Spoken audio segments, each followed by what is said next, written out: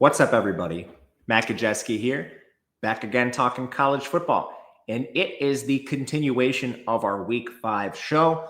We start off on Tuesdays with the marquee games, and then we slowly get into the greasy territory. Got a wide variety of games to talk about today. But before we get started, make sure to hit that thumbs up button, subscribe to the channel. If you do like the content, it really does help a small channel like this a ton. So thank you. If you have requests for games, please leave them. The earlier, the better. I got a lot of requests late in the week. It's hard to get to those, just a lot of games. So kind of prioritize who's first, and then we go from there. Lastly, if you or somebody you know has a gambling problem, please call or text 1-800-GAMBLER. Let's start. All right. Where are we going first? Utah, West Virginia. So not the greasiest game, but definitely on that spectrum. Utah enters this game as a 13-point favorite. The total is 48.5. Tough road trip. Going to Morgantown is very far away from most of the Big 12 teams, and especially Utah. So it's a tough road spot for them. They still come in as a double-digit favorite in this game.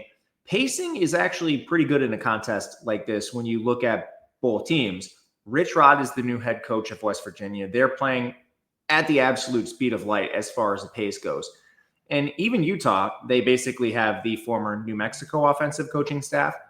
They're 51st in pace this year. Right away, pacing lines up in this game. Now, pass rate for both teams is pretty low. Utah is coming in 88th. West Virginia coming in 96th. But the first place I look in this game is towards an over. Not expecting problems with Utah's offense. They have Devon Dampier under center, completion percentage nearly 71%. Had a rough game against Texas Tech, who is looking like a top 25 defense in the country, maybe even close to top 10. So that was a little bit tough. What you can say is West Virginia's defense is a lot worse than Texas Tech's. They're 75th overall. They're 69th in run defense, which is really important when you're facing Utah with Dampier, Wayshawn Parker, Nakari Rogers. Those are the people that are going to attack this defense for West Virginia primarily. So you should be able to take advantage of this defense first and foremost. And then from there, the offensive line, defensive line matchup is just immense. This West Virginia defensive line does not have the talent to stand up to the studs for Utah's offensive line. And I think there's room for improvement with Utah. They are 34th in pass blocking, 47th in run blocking. Both of their tackles are going to get drafted into the NFL. West Virginia's defense, yeah, they might get back Jamari Robinson, who's played a bit, but they've already been gashed on the ground. Kansas got them for 6.6 yards per carry. This offense is better for Utah than Kansas, especially up front in the trenches. So that's a worry for me. Can West Virginia score the ball is the bigger question. Nico Marchiol has been banged up this week. West Virginia actually has a lot of injuries. On top of losing Jaheim White, Jaden Bray, they also have Ty Edwards hurt, Sincere Bowers hurt. So you might be on a fourth-string running back. Preston Fox got banged up at receiver too. Jacob Barrick at tight end. Marchiol, I think, is going to play, but he also suffered an injury. And if we see the backups play, Jalen Henderson, Scotty Fox, it is a complete mess. But Marchiol's been okay, so we need him in the game first and foremost, and I think he'll play. The skill players are just very hurt. It is what it is. But West Virginia has still been able to put up some points on teams. Aside from a 41-10 loss to Kansas, they beat Pittsburgh, and that game honestly could have been worse. You look at the yards per play. Basically, Pitt scored all of their points on West Virginia turnovers, and a lot of those were committed by the third stringer. We saw this West Virginia team actually moved the ball fairly well against Pitt. Now, on the spectrum of Pitt to Kansas or Pitt to Utah, where does this offense fall in terms of success they'll have? I think it's going to be limited, but at the end of the day with West Virginia, we need them to score about 17 points for this to get towards the team total. If they can eclipse that, you should be working with a successful outing. And remember, this Utah offense can probably eclipse their total as well. They're a team that's had a lot of success scoring points, really on everyone except Texas Tech. And there were opportunities in that game. You have 4 turnovers and 14 penalties. It is what it is. Or 2 turnovers and a bunch of penalties. It is what it is. Anyway, we took it over at 47.5, 48.5. I think this is just fine. It's bouncing around because of the Marchiol injury status. So this is where we will begin with an over in the West Virginia and Utah game. Louisville takes on Pitt. I would argue this isn't very greasy. It's kind of just the Pitt side that brings this game down. And it's a really, really good week. So you're just going to have games like this that are kind of left over. Louisville's a 4.5-point favorite on the road. The total is 57. In this game, pacing could get out of control as well. These teams have played slower, and it's largely opponent-driven. Currently, Louisville is 94th in pace. They should be a little bit faster. And even Pitt, 11th in pace. Last year, they were a top 5 team. So there is room for some growth for both of these offenses to be faster. On the matchup front, Miller Moss has been okay to start the year, 67% completion percentage, 8.7 yards per attempt. He's not mobile, and his pressure to sack ratio is really high at 29%. I have even more questions considering they played Eastern Kentucky, Bowling Green, and James Madison. Now, it was pretty good in most of those games. James Madison was a 14-point win, but it was still a 93% post-game win expectancy. The Bowling Green win, their average margin of victory, if you played the game back, was much wider than the actual score. So I think Louisville has kind of been underachieving compared to expectations so far, and we should expect some positive regression. Skill position players are great. There's a couple players questionable, Duke Watson and Isaac Brown primarily, but even then, Kewan Brown has been more than efficient in the run game. So I think you're going to see both of them play, even if it's just one. And even zero, if neither of them play, Kewan Brown has been fine. So I think skill position players just fine for Louisville. The biggest concern with them is their offensive line.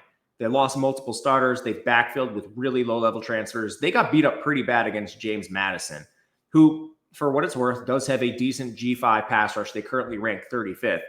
But you never want to see your P4 offensive line get bullied by a G5 unit, and that's what happened. Can Pitt do that?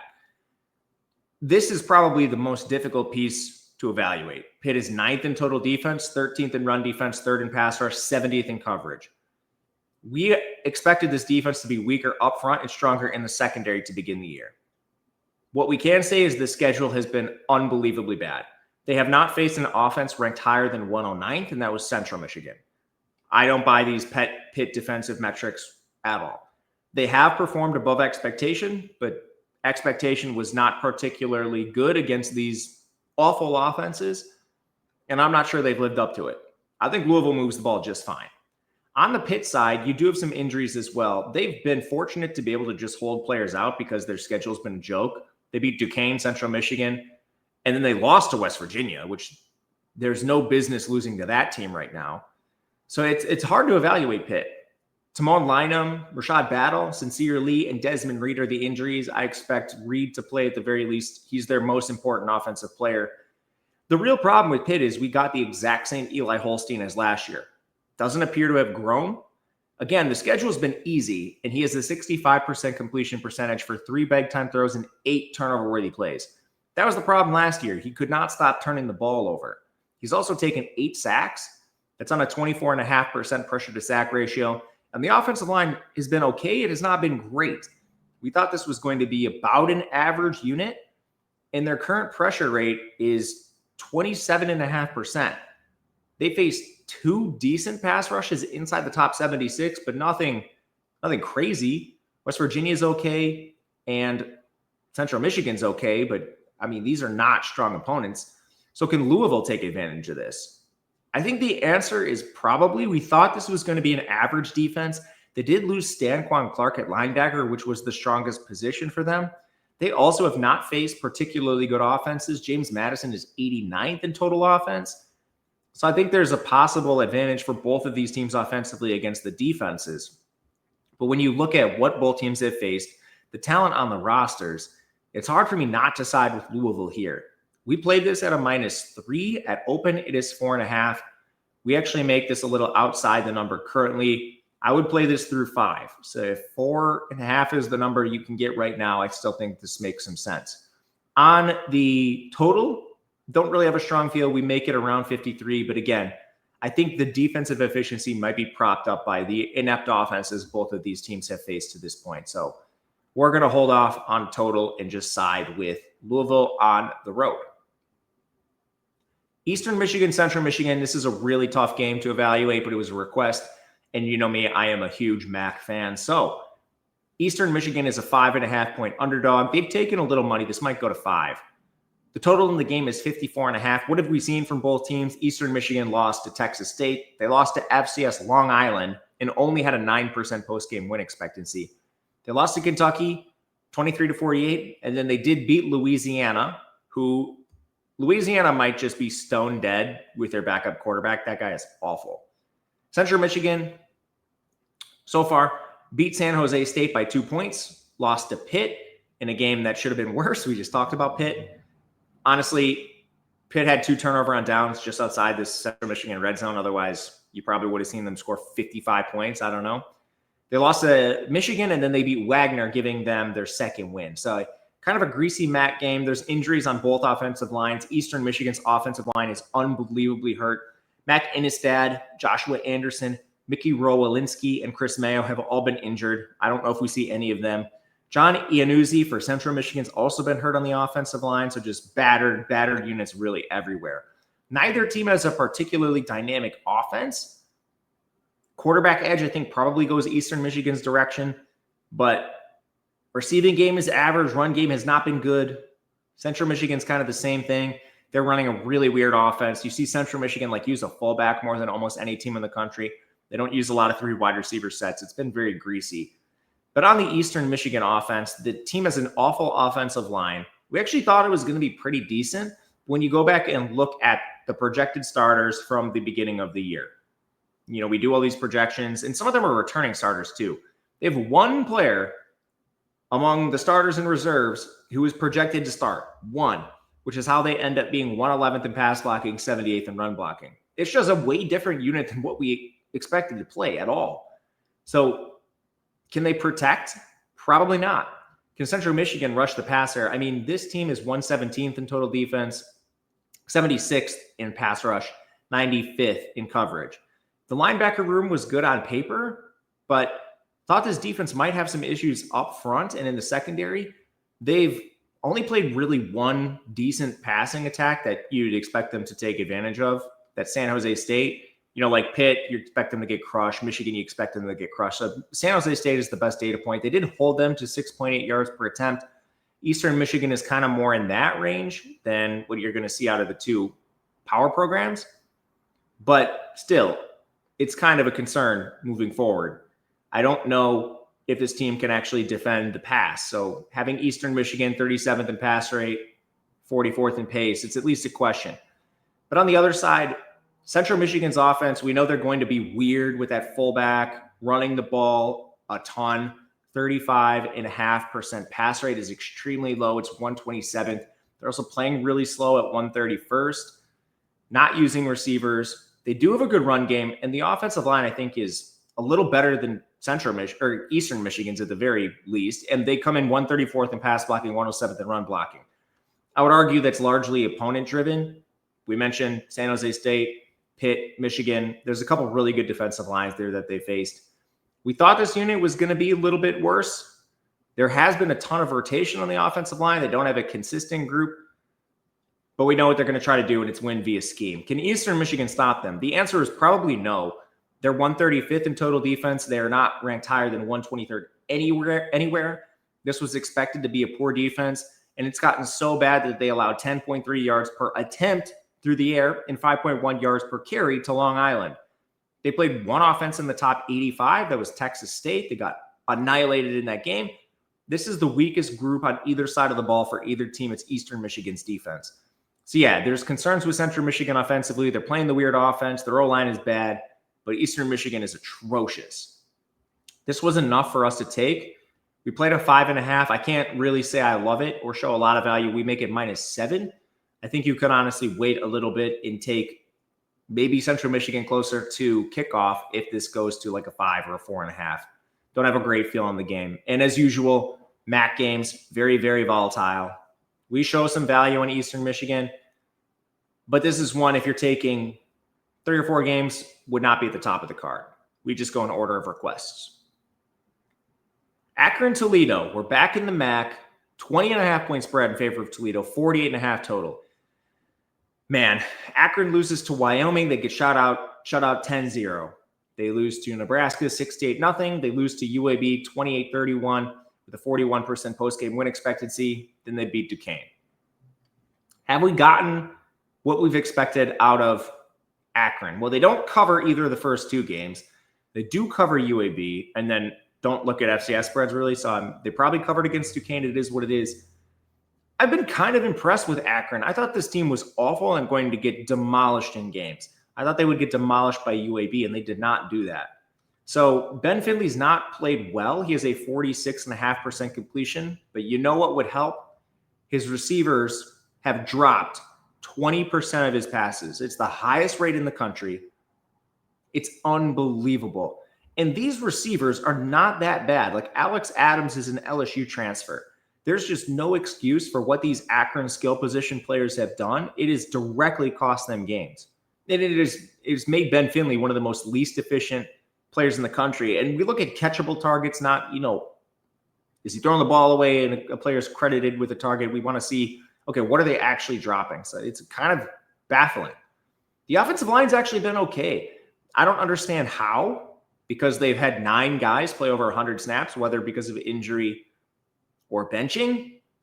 I really don't buy it, but they've been better than I've expected. And on defense, they're 92nd. They've actually played a couple decent teams, Wyoming aside.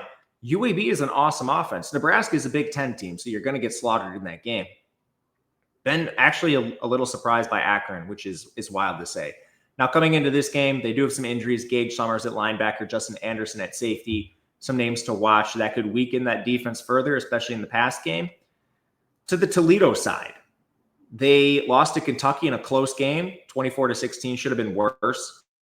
They beat Western Kentucky 45-21, play an FCS Morgan State, and then they lose to Western Michigan 14-13 with a 26% post-game win expectancy, a game they were expected to win, and they just flat out blew it.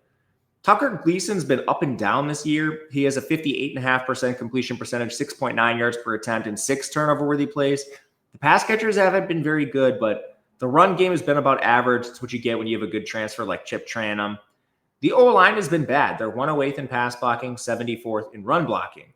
It's really been their defense, which has held them in games. They're 19th in total defense. So was any of that vastly different than expectation coming into the year? The answer is pretty much no with this team. Their strength was supposed to be in the secondary, so teams that try to throw the ball on you, it's not a recipe for success. In Akron, they will try to do that. We've seen their pass rate up north of 60% in recent years. They're currently at 50%. And I think if you didn't have some blowouts in there, it might be higher. As far as Toledo goes, they're more of a run-based team. They'll use Gleason on the ground. They'll use Tranum. Akron's defense has impressed somewhat, but coming into the year, we thought this was going to be one of the worst defenses in the country. Their weakest unit is their defensive line. So it's kind of a tailor-made matchup to beat, or for Toledo to beat a team like Akron. This is what you want to take advantage of. But ultimately, with Akron playing a little better than expected, we make this line 17.7. So inside the 20.5, not by a lot, not enough for me to take. And the total at 48.5, we make it 47.8, which lines up with pacing, offensive efficiency, the defenses for both teams. It's basically a stay away, but if you wanted to take something in the game, it would absolutely be a greasy Akron position. The whole thesis kind of comes down to, do you buy them playing a little above expectation against questionable teams? And I need to see it at least a little more than what we've seen so far. Duke-Syracuse wouldn't be normally a greasy game, but unfortunately Syracuse just lost their quarterback. That was unfortunate with Steve Angeli going down. Both these teams have impressed to some degree. Duke, I wish they had won more games, but they really just allowed turnovers to get the best of them. They looked awesome against Illinois. They just had 5 turnovers. And quoting Kurt Cignetti, they probably would have won that game. They definitely played better than Illinois. Turnovers just cost them. Lost to Tulane, it was kind of the same thing. They missed a field goal, had another one blocked, had a couple turnovers on down. It is what it is. They allowed 111 yards to Retzlaff on the ground. Maybe that's an avenue for Syracuse with the new QB. And finally, we saw them put it all together in a shootout against NC State. But anyway, on the Syracuse side, they lose to Tennessee respectably. They beat UConn. Close game. Should not have been as close as it was. Then they beat Colgate and Clemson. But story of the week, Steve Angeli goes down, which is going to be the biggest piece of this game. Other injuries.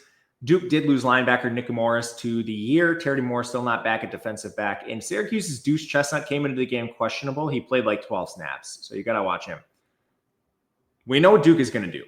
This is a pass-first offense. They're explosive through the air, and they're not getting much on the ground. Mensah, the only thing he needs to clean up is his turnover-worthy plays. He has 5 of them. And basically, they've all been converted into turnovers. It's how they've directly lost games. Receiving game is good. Cooper Barkate, Andrew Anthony complementing Samir Higgins and the receivers they already had. Run game is not elite, but Jaquez Moore, Anderson Castle are okay. The offensive line has been better than we thought, and they just benched Jordan Larson, who was the transfer from South Dakota, wasn't living up to expectation. They're playing a redshirt freshman now, Bradley Smith. We haven't got a good sample of him, but his efficiencies vastly outproduce the South Dakota transfer. So, again, one win for the high recruits versus the experienced low-level players. But that is apparently going to help Duke. Syracuse's defense has been pretty good overall. Their best asset is their coverage unit. They're 48th. Currently, they're 89th in defense, and you can run on this team. But they've been better in coverage than expected, especially against teams like Clemson and UConn. We did see Tennessee get them, but Joey Aguilar's been on a warpath. So it's been a positive start to Syracuse's defense. We thought this unit was going to be bad. They've been below average, but they haven't been as much of a catastrophe as we thought. On the other side, we get Ricky Collins playing quarterback for Syracuse now.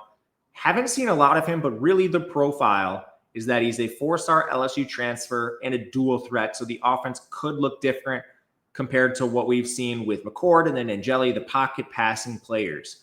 Duke has struggled with mobile signal callers, so potentially this is an avenue of success. They allowed Jake Retzlaff to rush for 111 yards. So I'm very curious to see what Collins provides. Generally speaking, 4-star quarterbacks, their expectation should not be that much lower than what a guy like Angeli's provided. It's just a little trickier because you're probably having to change the complexion of the offense. But with that said, the pass catchers are strong. Darryl Gill's been good. Jonte Cook's been good. You have a solid tight end in Villari. Your run game has actually been okay. It's, I think, been a little above, maybe a little below expectation, but Yassine Willis has been hurt, so it's kind of been tricky to evaluate. But the Syracuse O-line has been all right. It's 81st in pass blocking, 36th in run blocking. Duke's defense has been atrocious. And the real question for me is, Ricky Collins is going to have to take advantage of this defense. Now, Duke, without Terry Moore, has been 125th in coverage. They've basically had to backtrack a couple of their starters a couple times this year. They tried to start Landon Callahan in their last game. It was so bad they had to go back to Kamari Robinson, which I don't think is the best. So it's weird. It's like, how much do you think Collins gets it done through the air? How much does Syracuse continue to throw? Because it doesn't look like his best skill set is the pass game, but that's where you want to beat Duke. So this is a very tricky evaluation for me, and it's a lot of guesswork. We do side with Syracuse at a +5, and I just let the math take advantage of this, going all the way back to the summer for those of you new. When we do our predictions and we're trying to evaluate win totals, it is done mathematically at the player level. And let's say you have a player who hasn't played. It starts with their recruiting. What is a 4-star quarterback who's ranked 200 in the country expected to do without any snaps? And then the more data we get, whether it's good or bad, the model takes that and makes an updated guess at what that player is expected to do moving forward. So the drop-off mathematically, the way we do it, does not expect the drop-off from Angeli to Collins to be that significant. Now, it's volatile. This is not set in stone, but currently we make Duke -2.3. I'm debating Syracuse. I won't lie. I should have just taken the 6 at open. I thought there was a chance Duke would take money with the quarterback stuff, but it appears the market is at least looking at this somewhat similarly to me. Ricky Collins being a competent backup. It's just a lot of points for a home team. We'll see on this. I haven't played it yet, but I'm dangerously close to clicking the button. Rutgers, Minnesota, another one that might be on the marquee show if the week wasn't so good. Right now, Minnesota is a 5-point home favorite, 51 total. Minnesota is fresh off a bye, which probably needed after they lost to Cal. They were on the road, but still, we just saw Cal get shut out by 30-plus points to San Diego State. So we don't want to play the transitive property, but I can't really look at Minnesota's body of work and think this is any good. Also, they beat Buffalo by 13 points. Buffalo's not exactly looked like world beaters since then either. In between, they had an FCS win where they're celebrating like heroes over Northwestern State. I hate when teams do that. Shout out Arch Manning. Rutgers, they beat Ohio in a crazy shootout where we first learned this defense was awful. Then they beat Miami, Ohio, that's a MAC team, beat Norfolk State, an FCS team. And last week, they lost to Iowa and gave up 38 points. Now, they did allow the opening kickoff to be returned for a touchdown. So part of that, not ideal. Rutgers had some special teams errors. They missed a field goal. They had another field goal blocked. They threw an interception at their own 27. You never want to just hand Iowa points because they have trouble scoring on their own. So when they essentially handed them 14 points and then missed another 6 themselves via field goal errors. They still did not have a positive post-game win expectancy, so Iowa fully expected to win, but Rutgers beat themselves more than anything else. In this game, the only injury to really note, backup Dante Chin on the O-line has been out, and CJ Campbell for the running back room. Minnesota has Darius Taylor questionable, as well as Jalen Logan Redding at defensive line and Kerry Brown at defensive back. Quarterback edge, I think, has to be definitively Ethan Kaliak-Manis. I'm not sure it's 100% him, but his receivers are so good with Ian Strong and KJ Duff and DT Sheffield, it hasn't mattered a ton. The biggest thing with Ethan Kaliak-Manis, no turnover-worthy plays on the year, 0. The only real concern, 20% pressure to sack ratio is a little bit high, a little bit. And that's really diving in the weeds. Drake Lindsey is a redshirt freshman, and we've seen that. They don't want to have him throw the ball voluminously, but at times they've had to. 60.5% completion, 8.3 yards per attempt. Only two turnover-worthy plays, which is okay. But Minnesota wants to run the ball. They need Darius Taylor back, man. Their offense is going to collapse without him. Their receivers aren't particularly good. Their O-line has taken a slight step back. We thought that would be the case with players like Ariante Ursary heading to the NFL. And Rutgers has one of the best offensive lines in the conference. They returned almost everyone. The injury scare we had last week proved to be a little bit overblown as most of those guys played, and they currently are a top 20 unit in the country. So which defense can we expect to step up in this game? Well, one, Rutgers probably not stepping up at this point. We've seen so many data points of them giving up pretty alarming box scores, like 31 points to Ohio, 38 points to Iowa, even if a lot of those were self-inflicted. It's been pretty rough for this Rutgers defense. They're a little better than 132nd, I would guess, but I mean, it is not good. On the other side, Minnesota is 31st in defense. We thought this unit was going to be bolstered by a strong pass coverage unit, and they are 22nd there. But Kerry Brown being hurt opens up a potential avenue to exploit this team. And their cornerback room was not quite as experienced. Everyone they returned basically in the secondary that we liked was a safety. We're talking Clay Parrish and all those players. So I personally would argue Rutgers has already beat up on better defenses. Like Iowa's defense, I would take over Minnesota's. They just put up production on them. They're moving the ball all over the field.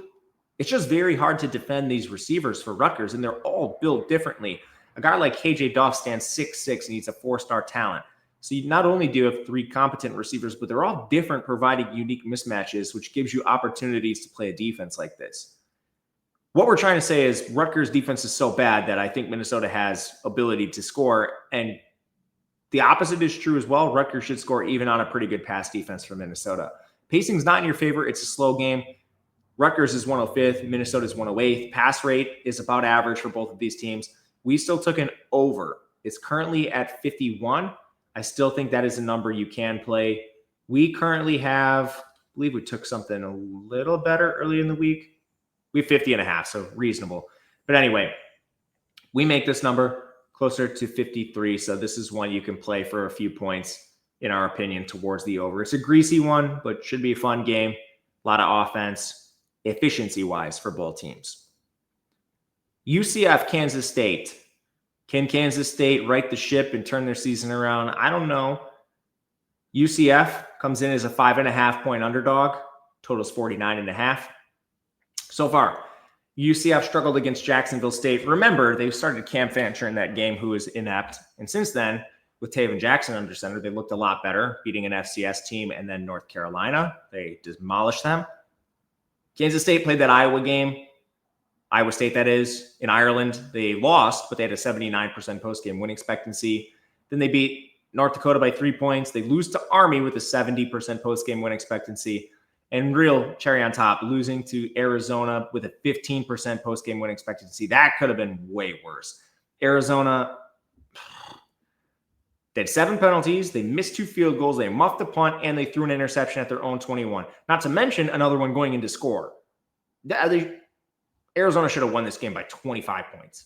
Anyway, injury-wise, there isn't too much to really note. Kansas State's had a couple of offensive linemen out for the whole year at this point, and Jaron Bradley went down. UCF appears healthy. Quarterback edge, we need to start having the conversation. Like Avery Johnson was in the Heisman picture to begin the year. Is he closer to Taven Jackson? He's 10 turnover-worthy plays so far, 10. And now he's played an extra game compared to most teams, but this is brutal. 6.6 yards per attempt. At least he can run. Skill players are awful. It's Jace Brown and nothing else. It looks like Dylan Edwards allegedly will be in a full-time role. He's returned, but he's not gotten to that. I mean, you're really banking on Edwards and Brown lifting this offense because it's been atrocious outside of them. The offensive line's been okay. 49th in pass blocking, 65th in run blocking. I think you can somewhat fall back on that, but it hasn't trickled down to the skill position players. UCF's defense has actually been good. They're 19th in total defense, 24th in all the rest of their metrics. And this is a spot with so many transfers, you want to go back and ask, was this the expectation coming into the year? We had them as one of the best defensive lines in the conference. Now, some of that is they just didn't have anyone transfer out of that unit, or at least the starters. Nigel Lee Kelly is still back. He's a 4-star Miami transfer. They brought in some quality transfers in the secondary. This UCF defense was better than expected. They have not played competent opponents. I would honestly argue getting Max Johnson in the game for North Carolina gave UCF a better look than what Gio Lopez was doing, but it's still not an elite offense. Jacksonville State's not an elite offense either. So yeah, we expected this defense to be a little underrated compared to the market, but we still haven't really seen it tested. Kansas State will do that. Conversely, Taven Jackson's been so much better than Cam Fancher. My goodness, 70% completion, 9 yards per attempt. The pressure to sack ratio is high at 26%. But honestly, I've been impressed with UCF. I think the skill players are better than we thought they would be. Montgomery's been fine in the run game. Their offensive line has been decent. They're 40th in pass blocking, 76th in run blocking. So I think they could probably have some success in this Kansas State defense, which is outside the top 84 in every single metric: run defense, coverage, pass rush, and total defense. Really, my only hesitation is the schedule's been easier for UCF. I don't think the offensive talent is particularly good. So could they potentially at some point run into some roadblocks? Like, we don't think the QB position at the end of the day is still going to compete with Avery Johnson. Running back's probably close, but the receivers are worse. It's still probably a value on UCF or pass, honestly. We should have taken this at a +6, but even coming into the year, we want to look back and see where we had these lines. Before the season, we had this Kansas State -6. Now we make this closer to -3 just with the information we've gotten. It's a UCF or pass, and we might end up taking this. This is one we will seriously debate. Wish it was still 6, but we'll have to debate it at 5.5 now. South Alabama, North Texas. Little Sunbelt AAC crossover here. North Texas is a 13-point home favorite. 63 total. A tough game to evaluate. South Alabama beat Morgan State. Then they got beat by Tulane, Auburn, and Coastal Carolina, which Tulane, you lose by 2. Auburn, you lose by 16. It looks pretty good. But then you lose to Coastal Carolina, 38-20. I will say yards per play was dead even. South Alabama had the 3 turnovers in the game. My goodness, man. Coastal Carolina is an awful team. You can't be losing that game by 18 points. Meanwhile, North Texas beat Lamar. Kind of an ugly win, but they still crushed them.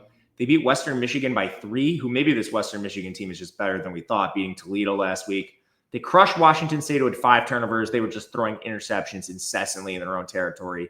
And then they beat Army in a crazy back-and-forth game that required overtime, 45-38. Injuries. Larry Moore has been hurt from North Texas on the O-line. He's really the only one of consequence. And South Alabama center went down in their last game, Malachi Preciado. Quarterback, I've been really impressed with Drew Mestemaker, 71% completion, only one turnover-worthy play. Bishop Davenport has been the opposite for South Alabama. He has a 69% completion, but 8 turnover-worthy plays, and only 3 of them have been converted to interceptions. He also has a crazy high pressure to sack ratio of 30%. So when you start going down the board, the skill position players have been about average for both of these teams. The offensive line is significantly better for North Texas, and that was expected to be the case. We thought this was going to be one of the better offensive lines in the American, the 38th in pass blocking, 57th in run blocking. South Alabama's outside the top 100 in both, and they just lost their center. Defense, I don't buy the defensive rankings for North Texas. We just saw this team give up 30-plus points to Army, 38 points. Their defensive numbers are high because they forced 5 turnovers against Washington State. So do you ask yourself, is that a Jackson Potter stat or a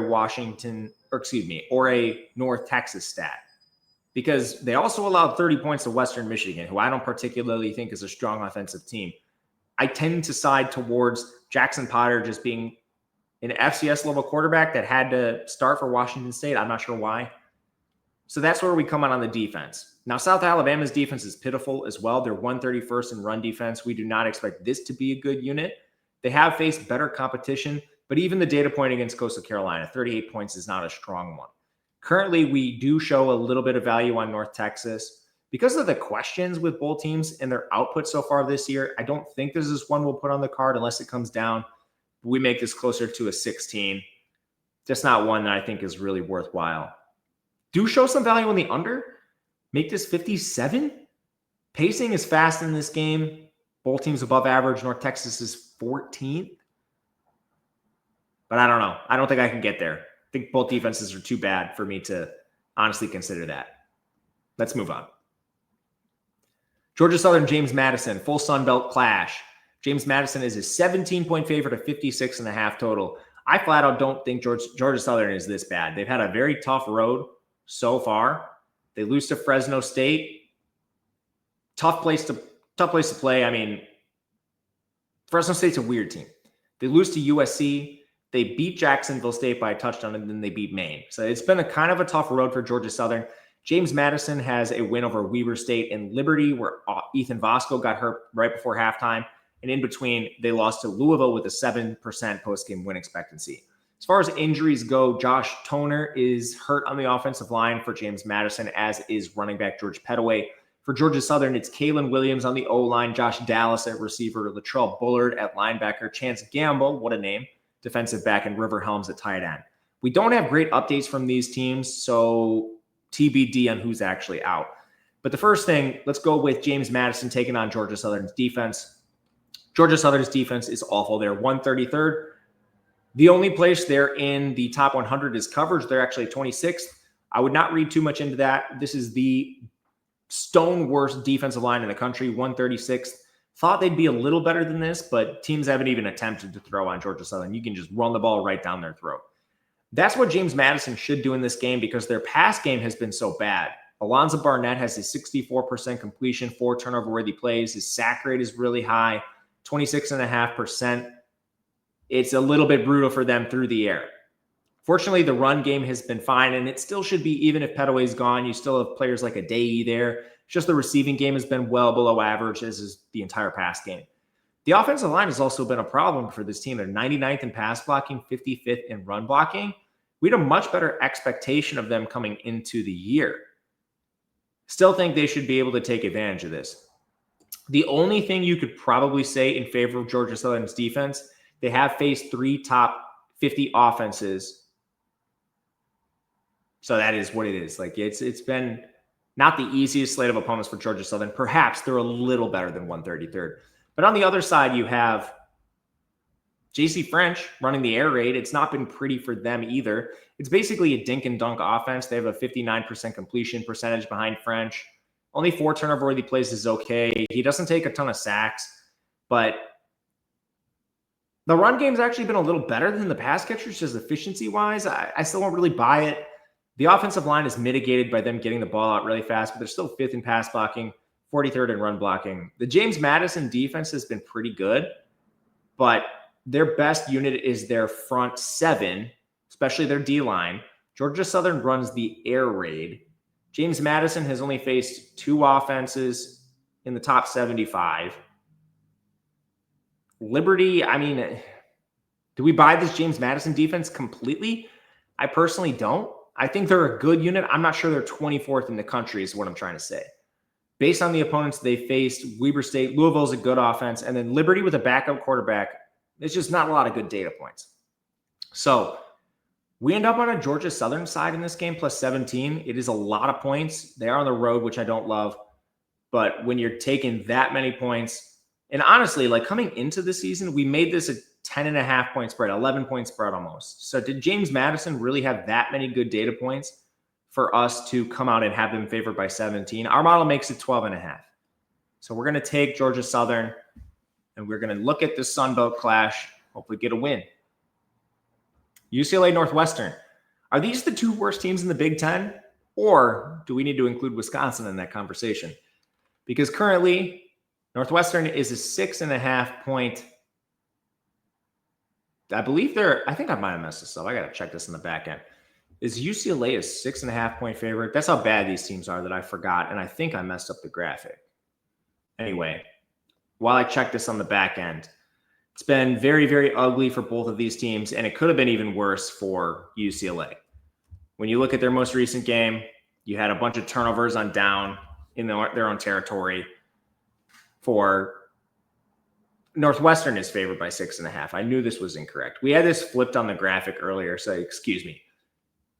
Thought this was the case, happens once a show. Northwestern is favored by 6.5 points. The over-under is 45.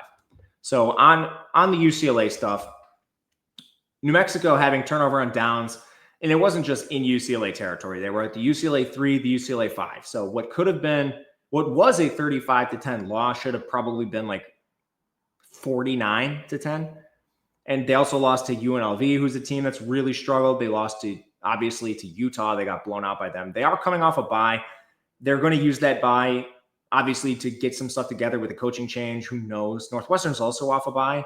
And I've been a little more impressed with what they've done. They've shown competence against some teams. They lose to Oregon by 20. They actually had 5.3 yards per play. Oregon only had 6.7, so it's not that crazy. They lose by 17 to Tulane in a game where they had 5 turnovers, or they lose by 20 in a game against Tulane that had 5 turnovers. The 5 turnovers only resulted in 17 points. Like, this defense was okay. I don't know. I'm kind of impressed with Northwestern and definitely not impressed with UCLA, UCLA's been penalized 27 times in the last 2 games. So, injuries. Damon Walters hasn't been active for Northwestern. Josh Fussell, Garner Wallace have been hurt. Cam Porter at running back. And then for UCLA, Rico Flores, Carter Shaw, and Nico DeVilliers, all of that has kind of been exactly what we've seen to begin the year. Just a bunch of injuries across the board. And for those of you wondering, I'm just changing this graphic. But the one thing I want to highlight with these teams, especially Northwestern, I mean, this offense, if you could get rid of the turnovers, the output has been pretty good. With UCLA, they've actually faced a lot of really good teams. If they could pass protect a little bit, would this offense be just a little bit better? That's my first real question with this team. Nico Iamaleava has not received any favors from anyone on the team. The offensive line is allowing a pressure rate north of 40%. The pass rate for the drop, or the drop rate for the pass catchers is one of the highest in the country. Here's the updated graphic. Like, we don't need that much stuff to come together for this offense to be semi-competent. So when you look at that versus Northwestern's defense, can they maybe pass protect a little bit in this game? Northwestern is 132nd in total run defense and 77th in pass rush. So this should be more time really than Iamaleava's gotten all season. We'll see on that. And then conversely, like, I don't think we see the 5 turnover game from Preston Stone again. It's been rough. He has 10 turnover worthy plays. That's atrocious. But UCLA is 134th in total defense. Like, we don't really need that much to come together for this team to have success. And unlike UCLA, the Northwestern offensive line has been pretty good. They're 68th in pass blocking, 3rd in run blocking. It's kind of been a solo mission from Preston Stone to completely derail this offense. So if we can clean up the 10 turnover-worthy plays even remotely, like, we should be turning some of these into points. We took the greasiest over probably of the year at 44. It's at 45.5. I think you could still take this. honestly, pacing is not that bad either. Northwestern's 90th, UCLA is 43rd. There's much worse pacing on this slate. So with improved offensive efficiency, we think this game should go over the 45.5. All right, let's see. Liberty, Old Dominion. Currently, we have Old Dominion as a 14.5 point favorite, 51.5 total. This has seen a lot of line movement. It's because Ethan Vasco announced he's going to play in this game. Old Dominions look awesome. They lose to Indiana respectably, 27-14. And they actually outgained Indiana on a yards per play basis. Colton Joseph was running like crazy in that game. They beat Virginia Tech and they slaughtered them, 45-26. Meanwhile, Liberty, they beat Maine, and they've lost 3 straight games to Jacksonville State, Bowling Green, and James Madison. James Madison, they obviously didn't have their quarterback for most of the game. But still, pretty alarming games. The Bowling Green loss, they did have a 62% post-game win expectancy. They have had some injuries. Trey Badowski on the offensive line has been hurt. But the one thing you can say about Liberty, it's looked worse than what they've actually done. This team should have at least an extra win, if not 2. So, big thing with Old Dominion, Colton Joseph. He's awesome on the ground, 9.3 yards per attempt, 2 turnover-worthy plays. The skill group has actually been much better than expected, and the O-line has improved. They're 58th in pass blocking, 99th in run blocking. They've also faced 2 good defensive lines and 2 top 10 pass rushes, especially Indiana. So they've done a fair job, and Colton Joseph has run like crazy on them. Liberty's defense is 112th. They're 133rd in run defense, 116th in pass rush, 36th in coverage. They faced 1 decent offense so far this year, so this is alarming, first and foremost. On the other side, with Vasco playing, the real handicap is Liberty scoring some points and hanging in this game. Vasco has been okay. He only has 3 turnover-worthy plays, but a 57% completion for 7.9 yards per attempt. They just need more out of the Liberty skill players. The run game should be good for this team. They have some elite transfers. Cam Cook, Andrew Paul. The O-line has been okay. The one thing you can say here is they have faced 3 good pass rushes. They're 123rd in pass blocking, 48th in run blocking. Old Dominion's defense also not very good against the run, 109th. They're a little bit better than Liberty just across the board. And they have played 2 good offenses, even with Virginia Tech struggles. Like, that's a good offense with Kyron Jones. It's a tough thing to play against. We do show a little value on Liberty. As this gets closer to 14, I think it is a little trickier to play. Again, we have this 16.5 because played this before the injury news broke. The current number we have, going to have to search this in the model. Excuse me. That's why this is a greasy show, not anything else. We make this 13, so right inside the number. You could play it if you're getting pretty diverse in your card, but again, not one of the favorites, just one that shows a little value. But I'm a little spooked on Liberty this year with some of their losses. They should not have this bad of a run out. App State, Boise State. Another one, we're playing a big dog, and they're on the road going to Boise. That's very difficult.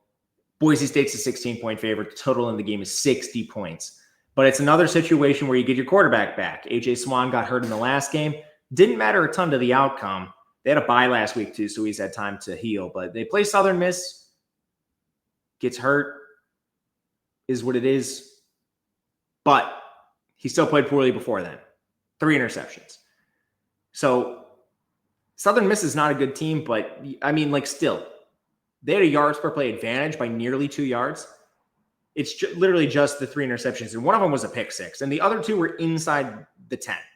App State, like, going into score, and then App State missed a field goal. They had another pair of turnover on downs on the Southern Miss side of the ball. They should have won this game, and I bet Southern Miss. I should have lost. They also beat Charlotte. They beat Lindenwood. So it's been a pretty good offensive run for App State outside of the stuff you need to clean up with the turnovers and the missed field goal and stuff. Boise's had a little bit of a rough go. They get blown out by USF. They beat Eastern Washington, which is nonsense. They have a bye. And then last week they play a shootout against Air Force where they win 49-37, a triple option team. I don't know. Injuries. Tyreek Poindexter for App State on the O-line. Jaden Ramsey on the O-line. Jaden McBurrows did not play his full role at defensive back. And then the 2 running backs are hurt for Boise, but they just put guys in there left and right. So App State, A.J. Swan's been fine. 3 turnover-worthy plays, more of a pocket passer, 8.5 yards per attempt. They actually have had a pretty good run game, and the pass game is around average. So the skill position players, the supporting cast is all right. The offensive line has been pretty brutal for this team, 120th in pass blocking, 79th in run blocking. But I don't think Boise's defense is anything to write home about. They come in 82nd. The D-line is 77th in run defense, 67th in pass rush. This App State team should be fine, I think, protecting here when you look at expectations.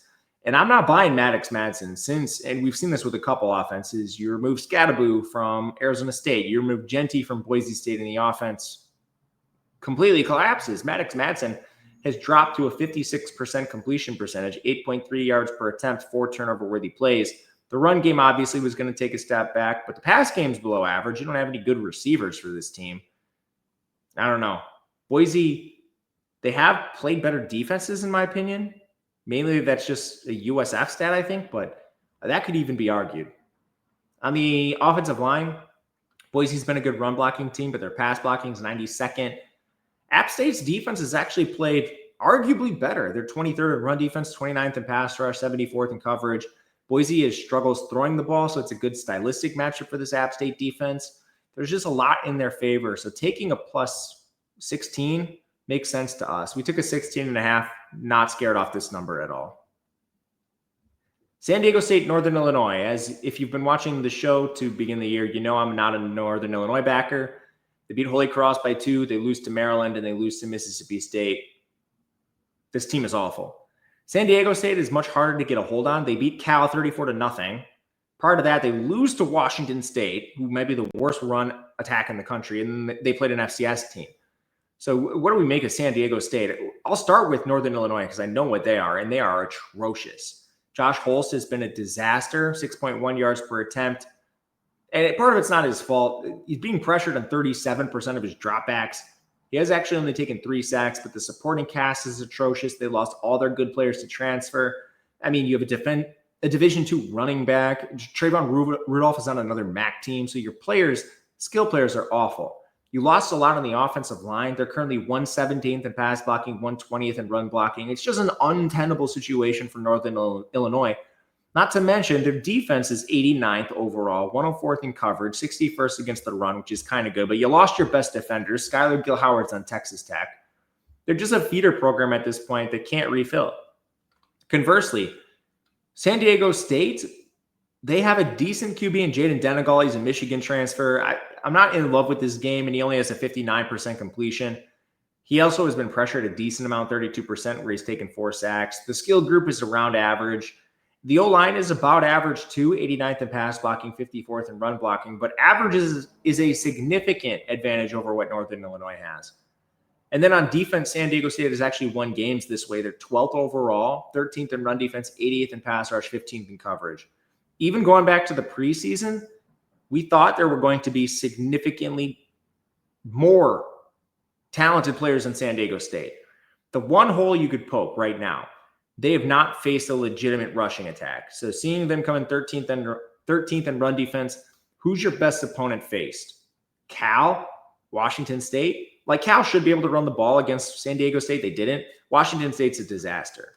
So a little bit of a question, but I still think there's just a lot of differences in talent with these two teams. San Diego State -2 is still out there. A lot of requests for BYU Colorado. I'm not giving BYU enough love. My question to you, as a 7-point road favorite going to Boulder in a game with a 49 total, does BYU deserve to be a touchdown favorite? They beat Portland State. Congrats. They beat Stanford. Congrats. Had a bye. Played East Carolina. Won 34-13. That's a semi-decent win. That is a G5 win. What has BYU done to warrant being a top 25 team other than last year they played well? I'll tell you this. It is 2025. Last year's 2024 team is gone. A majority of it is not on this team. It is a different team. Going 3-0 is an awesome start, but we had this team rated poorly to begin the year. They have played an easy schedule to this point. I'm not sure it warrants being top 25. Meanwhile, I don't know what Colorado's doing. They lose to Georgia Tech. They should have lost by more, but they were lucky to force 3 turnovers and get some points off that. They beat Delaware. Delaware is not the worst team I've ever seen, but is what it is. They lose to Houston in a game where they willingly started their 3rd-string quarterback while everyone was healthy. Those are the kind of decisions I don't understand. And then they beat Wyoming, who's kind of a middling G5 team. So I don't think we've really seen a lot of impressive stuff from Colorado either. On the injury front, playing Wyoming allowed Colorado to hold out just about everyone. I won't get into all the players. The only two that are really going to miss are DeKalen Taylor, Simeon Price. A few others will too on the defensive line, a few in the secondary, but they were lucky to play such a bad team. And plus, you have Micah Welch, who's going to mostly handle the ball. They might move a receiver to running back for a couple of carries here and there.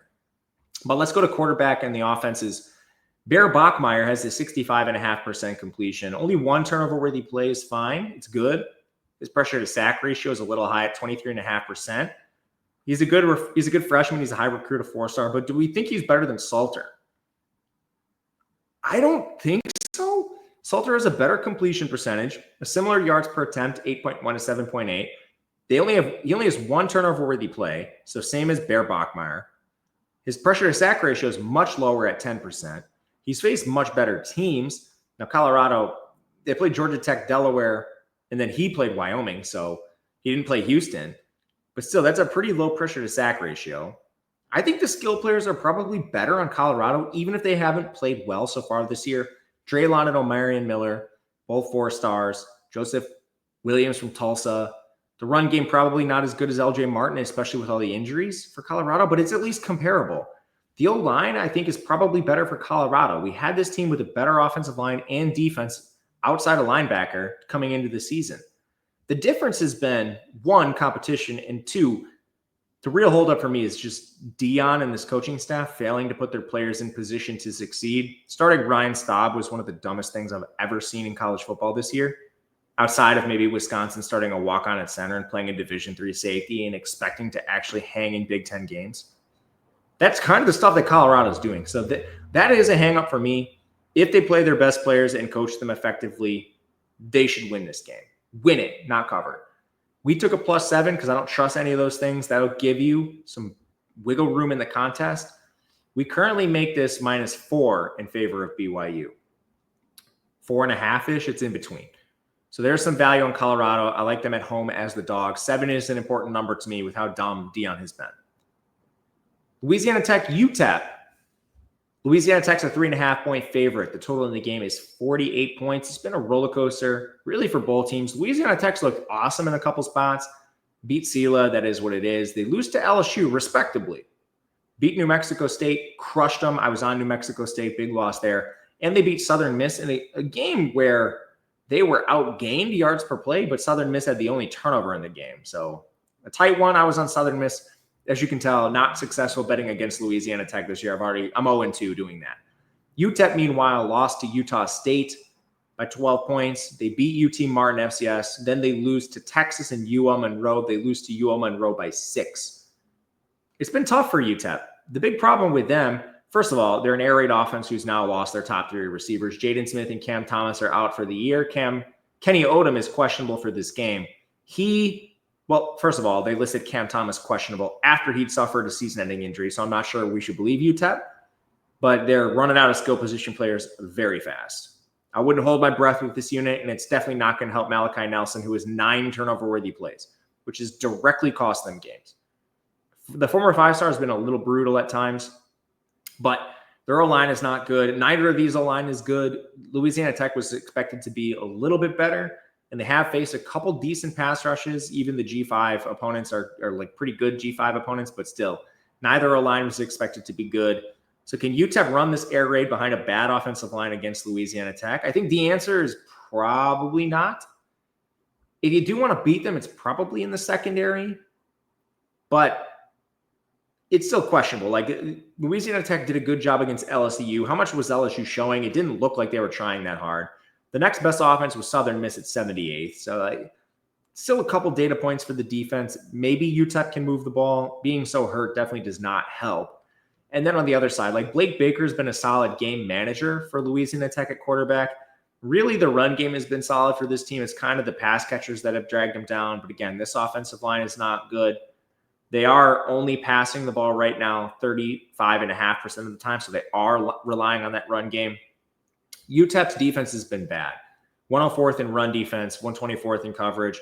They have played the more efficient offenses by comparison, but it's still the Texas game is what it is. Utah State, they gave up 28 points, and then UL Monroe, they give up 31. I still think Louisiana Tech can run the ball on this UTEP team a little bit in this spot, probably better than we expect. Our efficient line was 2. It's 3.5. So this is not one we show enough value on to take in the markets, but it is an interesting game. We currently make the total 50.5, maybe a little value towards the over. It's difficult because Louisiana Tech wants to play around average in pace. UTEP wants to play at the speed of light, but do their injuries affect that at some point? That's the question. But that'll do it for us with the greasy games. Again, best way to ensure your game gets picked, put it in the comments early. Oh, excuse me, the best bets. I've been getting asked and forgetting to do this constantly. Of the greasy bets, the best ones we have, Louisville over Pittsburgh, took a -3. We took an over 48.5 in Utah, West Virginia. We took an over 44 in UCLA, Northwestern. San Diego State, -2, over 50.5 in Rutgers, Minnesota. App State, +16.5. Georgia Southern, +17. Colorado, +7. Liberty, +16.5. And then, yeah, I wouldn't really look super hard at the other one. Central Michigan's okay. Not my favorite. That's kind of where we land. But thank you guys for watching. If you have any comments, leave them below. Otherwise, we'll be back again next week for week 6. Until next time, good luck. We will see you later.